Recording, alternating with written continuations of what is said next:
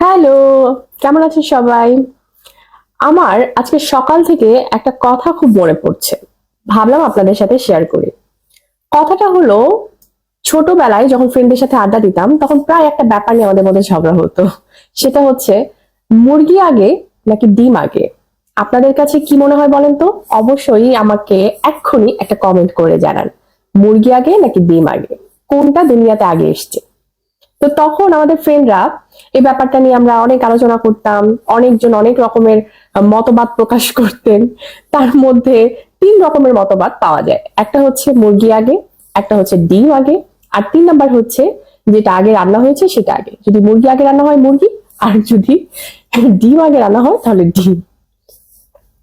একটা ব্যাপার হলো কি, তখন এই ব্যাপারটা হয়তো বুঝতে পারিনি, এখন বুঝি। সেটা হলো যে তখন ওরা যে তিন রকমের মতবাদ প্রকাশ করেছে, তিনোটাই সঠিক।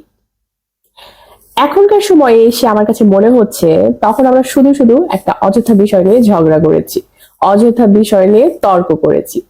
এই ব্যাপারটা ভাবতে ভাবতে আমার মাথার মধ্যে একটা আইডিয়া আসলো যে দুনিয়াতে আমরা যত রকমের ঝগড়ায় লিপ্ত হই, শুধুমাত্র এই রকম আর্গুমেন্ট করে অযথা আমরা ঝগড়ায় লিপ্ত হই। মানে যে সামনের মানুষটা কথা বলছে সেই কথাটা আমি মানতে পারছি না, এবং এই না মানার কারণে আমি তাকে প্রকাশ করছি, না আমি তোমার এই কথাটা মানতে পারছি না, তুমি এই কথাটা ঠিক বলো নাই, এই করো নাই, সেই করো নাই।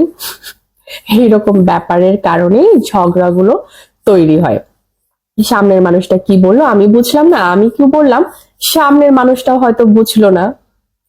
আমার কাছে একটা ব্যাপার কি মনে হয় জানেন, যেহেতু ঝগড়া এইরকম একটা অদ্ভুত কারণেই হয়, শুধু শুধু ঝগড়া করে লাভটা কি?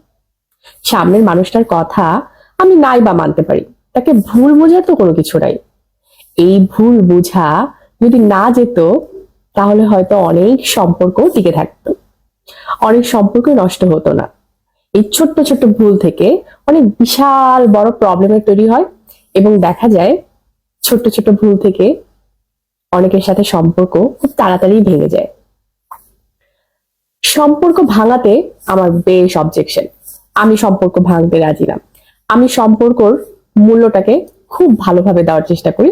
যতটুকু আমার কাছ থেকে আমি সম্ভব হয় আমার, আমি দেওয়ার চেষ্টা করি, সেটা যে সম্পর্কই হোক না কেন। সম্পর্কের মূল্যটা আসলে আমাদের সবারই বোঝা উচিত। সবাই ভালো থাকবেন, সুস্থ থাকবেন। হতে পারে আপনার সামনের মানুষটার কথা ভালো লাগেনি, তাকে ভুলটা বুঝেন না। আল্লাহ হাফেজ।